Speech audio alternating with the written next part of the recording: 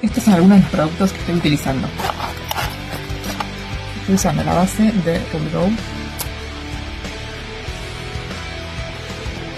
las muestras de este labial que me encanta, la nueva línea de Ruby, que es en el tono Angel.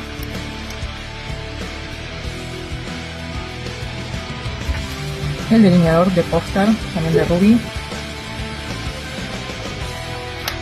Este gloss de Ruby Rose. No puede faltar el gel de cejas de Melu. Este ya no da más.